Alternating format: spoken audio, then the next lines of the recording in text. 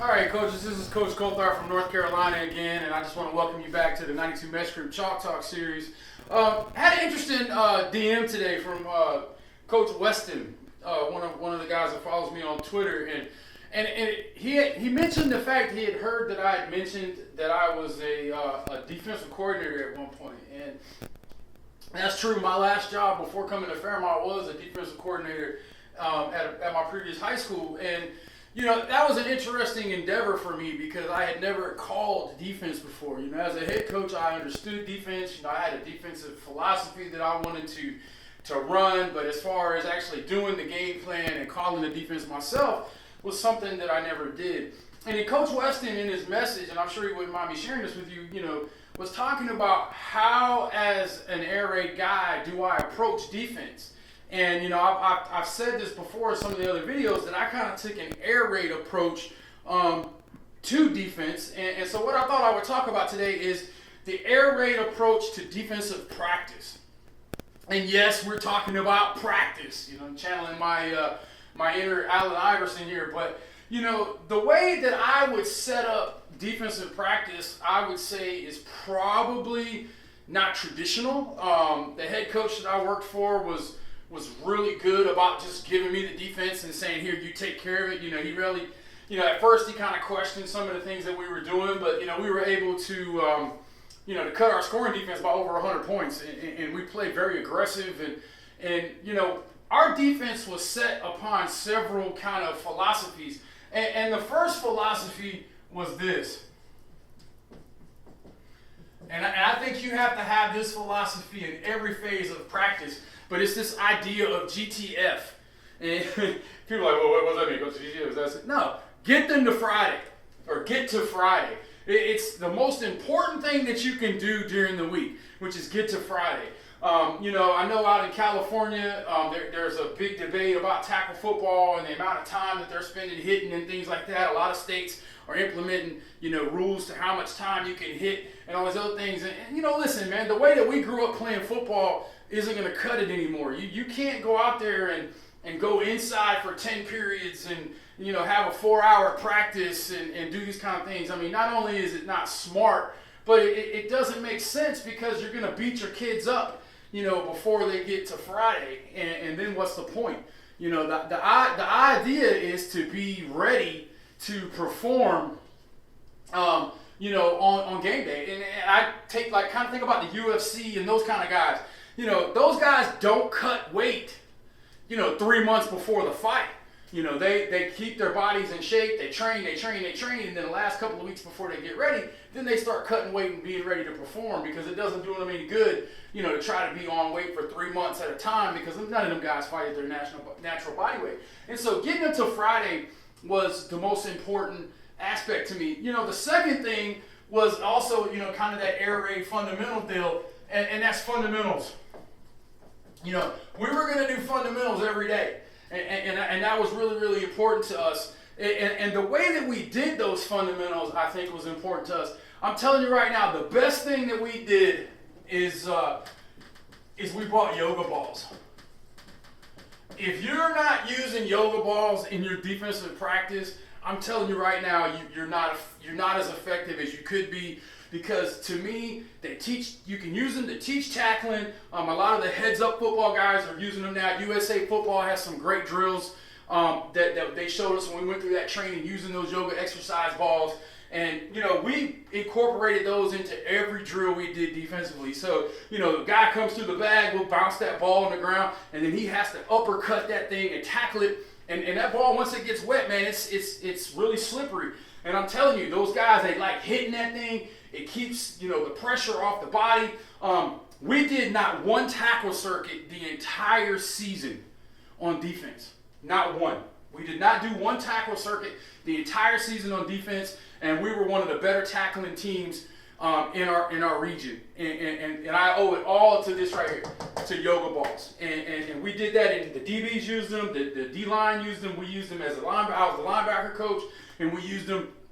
And we just tackled those things all the time, you know, whether it was, you know, rolling them after, you know, coming through the bags or doing any kind of drill, or if we did, if we were working on coming flat down the line or whatever it was we were doing, we'd always finish with the yoga ball, or every now and then we would roll the ball on the ground and scoop and score. So, those yoga balls were big. The other thing that we used other than the yoga balls was those donuts. We had a couple of donuts that we purchased, and I always go back to this, guys.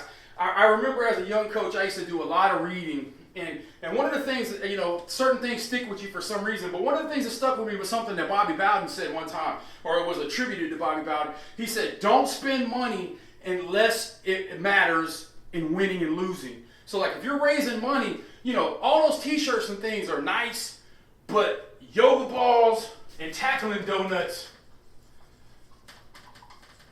affect winning.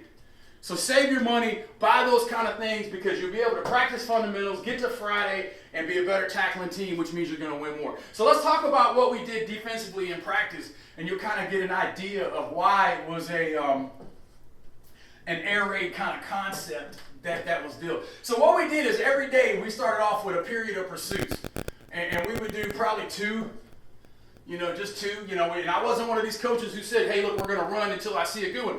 Look, I would make them come back, especially earlier in the season, to kind of get that tempo that I wanted, but we were going to do 5 minutes of pursuits, and it just became that expectation in that culture. And then the second period of practice would be our fronts and stunts period.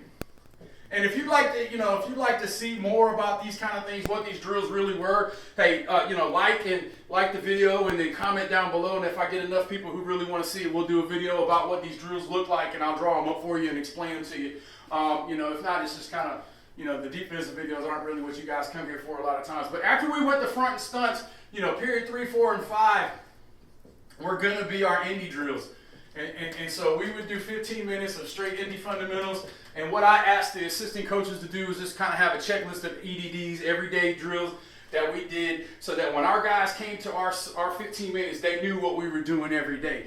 I think if you're a coach and you don't know what drills you're doing before practice starts, you're doing yourself a disservice, and you just want to wear the t-shirt. This is a job, man. You're a professional. If you're going to be a professional coach and deserve to be called coach, when practice starts, you need to know what you're doing every day. You can't fake it. Kids will see fake in a heartbeat. So, my guys knew pretty much what we were going to do every day. And then period 6 and 7, we would go to what we call a key drill. And for us, that was kind of like our inside period, but we really didn't hit. And what we were doing basically was running gaps and things like that. And like I said, just like the video, comment down below, and I'll diagram what all these drills were for you at some point. And then during key drill, the DBs were doing one-on-ones. A lot of times we bring some of the JV guys up. We didn't have a huge team. We probably had maybe 60 in the whole program, 60, 65, something like that. Period 8 and 9, we would do skelly. And during that time, the D-line would be doing one-on-one, some kind of pass rush drill, something like that. And then 10 and 11 would be team. And then period 12 would be some kind of situation. It would be a 5-minute situation period. It would be good on good, usually our offense versus our defense.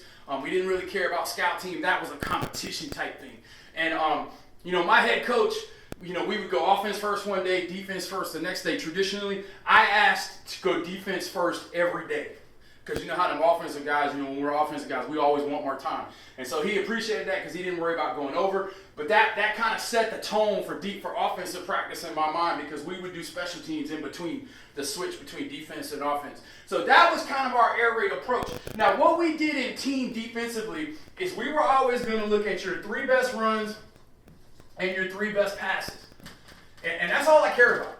I was, as a coach, I would study personnel and try to get your tendencies and stuff like that. But as far as showing the team, I wanted them to see your 3 best runs and your 3 best passes. And we generally ran about 12 to 14 plays of team a day that was kind of live to thud. But I didn't worry about, all that other stuff. With Huddle now, especially if you put the time in and you put the data in, you can get the information you need defensively. But that was what we did. Because as an air raid offensive coach, I am going to do what I do. I'm not going to try to fool you. I'm going to try to out-execute you. And that's what the great ones do. They don't try to fool you. They try to out-execute you. So as a defense, I wanted to be prepared for what you do best. All right, coaches, I hope you enjoyed that little bit of, air raid defense. talk, if that's something that you really would like to talk a little bit about more, if you'd like to see kind of how I took the air raid approach to defense, let me know. I don't think it really has much like the regular air raid stuff. It's not as much about the plays as it is the process. And, that's a word that a lot of people throw out there a lot, is that word process. And I think that you really need to think about that in your process. What is your process? If you really like to talk about that more, like the video. If this video gets, 15, 25 likes, I'll definitely know that's something you guys want to talk about. Comment down below, if there's something that you want to know about. I'd like to thank Coach Weston for DMing me and asking me this question. It was a really good video idea, so I kind of wavered away from what I was going to do for today. But, as always, spin it to win.